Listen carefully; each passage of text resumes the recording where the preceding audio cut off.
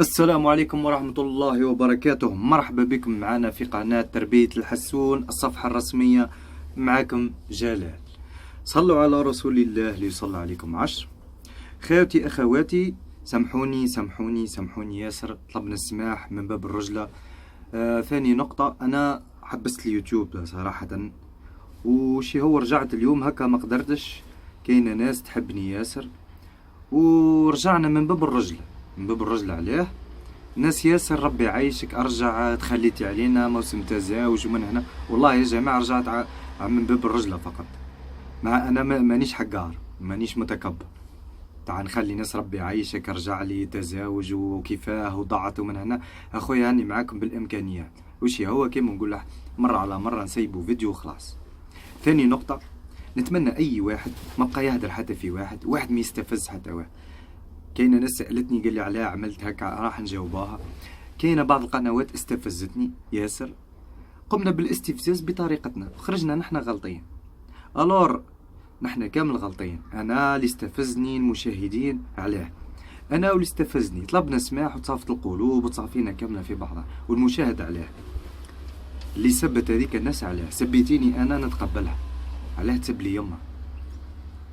الجنه تحت اقدام الامهات، حرام عليك.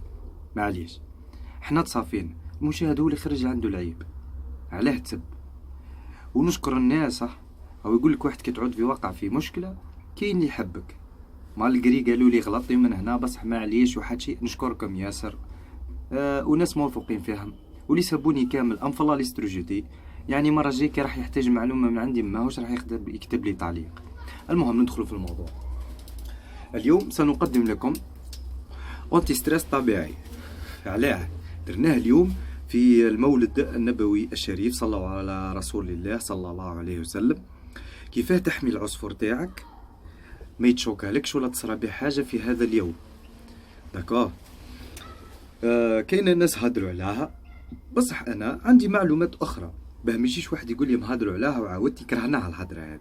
من اليوم ورايح قدم موضوع وفقط. ونشكر جميع المربين، احنا كل خاوة، والمشاهدين.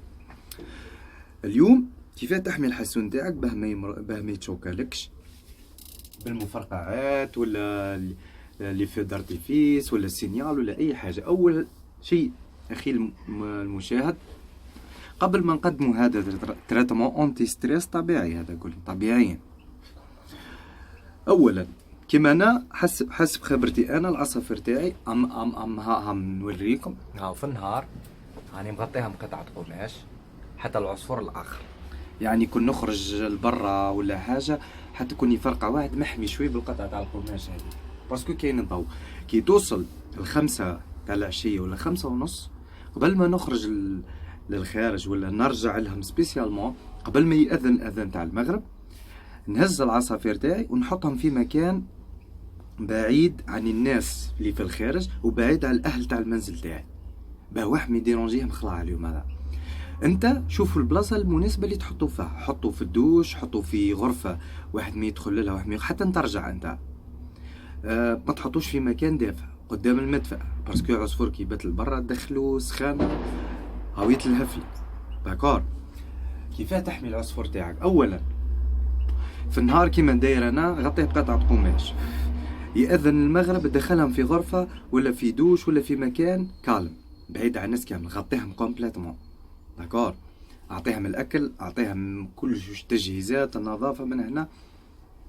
دخلوا في مكان هذا حتى يفوت علينا اليوم هذا، من بعد ترجع عادي. ثاني نقطه نحذر منها، اي واحد ينسى العصفور تاعو مثلا معلق في غرفه والاهل تاعك راح يلعبوا بالمفرقعات ولا في دارتيفيس ولا سينيال ولا اي حاجه، ما تخليش الاهل تاعك يلعبوا بها في المكان اللي راح يتواجد فيها العصفور تاعك. وعليه الدخان هذاك يأذي العصفور، والدخان هذاك كي يطلع في الغرفة العصفور تاعك او كيما السينيال يحط هاك شغل حاجة تحرقت هكا ويبدا يفرفت لك انت تاك شغل لو هارب حاجة قاعدة تتحرق حيتخنق. فهمتي العملية كيف تتكونسترويزا في مخه هو كيما هكا. يعني حبيتوا تلعبوا في مثلا كاين الام تاعك الاخت الاخ الصغير يلعبوا في الدار بركه هكا ما يخرجوش لبرا، العصفور تاعك ما يكونش قدام المكان هذاك اللي يلعبوا فيه. باه ما يدخلعك لا من سينيال، لا فردا ارتيفيس، لا مفرقعات، لا حتى حاجه. انت خبيه في بلاصه امنه، وبقى بقطعه قماش كي تدخل باه تهز العصفور تاعك ما تدخلش ليها على الظلمه، وتهز القفص راك تشوكيه، شعل الضوء 2 ثواني بتبتلو باه يفهم، ومن بعد تروح تهز العصفور تاعك. حاجه خلاف كيما نقولو احنا وقايه للعصفور تاعك باه ما يتاذاش. حتى كون مثلا انت مخبيه في غرفه ولا في دوش كالم، وواحد عمل مفرقعه كبيره خلاص الصوت تاعه قادر هو راقد يتشوكيلك. وش دير انت؟ تحط ضوء خافت في الغرفه ولا في الدوش، ولا تخلي الضوء تاع الدوش ولا تاع الغرفه شاعل باه ما يتشوكيش، حتى كي تفرقع هذيك هو قاعد يشوف الضوء. داكور؟ وش دير له للوقايه؟ حتى اون سي جامي درتي هذه كامل وصرت حاجه باه ما يتشوكالكش العصفور تاعك، باه يدخل يقعد كالم، نعملوا له عمليه طبيعيه اونتي ستريس. قبل هذا اللي يحب يشري ماركات اسبانيه تابرنيل اونتي ستريس اي موثوق، هذا دواء موثوق. اللي ما عندوش يرجع معايا لهنا ونشرح لكم نقطه بنقطه، نعد لكم العمليه وبعد نشرح لكم نقطه بنقطه.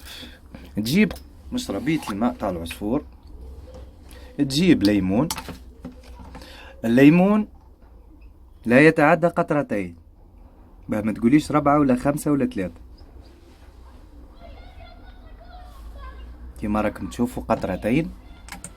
دوكا نشرح لكم على الليمون. وتجيب النعناع، الناس كامله تعرف النعناع، هو من المستحسن يكون عندك النعناع فري، يعني جديد ماهوش كيما هكا طايب. اللي ما عندوش يقدر يستعمل النعناع هذا، معليش احنا مش راح نحطوا له كاس. هاوش تحط له كميه تاع النعناع، هاوش تحط له، سامحوني، هاوش تحط له قليل فقط، قليل جدا قليل، حتى هذه راح نزيد نقص منها شوي. تحط له قليل فقط، ها قدامكم في المشربية 1 2. داكور؟ تفهمنا؟ كاين ناس ياسر يقولوا لي داكور داكور داكور، هذه حكمت فيه في الفيديو، يعني ما بين الكلمة والكلمة كي نسكت لازمني كلمة أخرى بلصق الكلمات كامل. تفهمنا؟ نتفهم. عليه تحط النعناع مع قطرتين من الليمون. تحط النعناع، هو معروف عن النعناع مهدئ للعصفور يكلميه، وتحط قطرتين من الليمون عليه. كي يجي يشرب من الماء يشم ريحة النعناع، قادر ما يشرب لكش العصفور ويموت عطشان.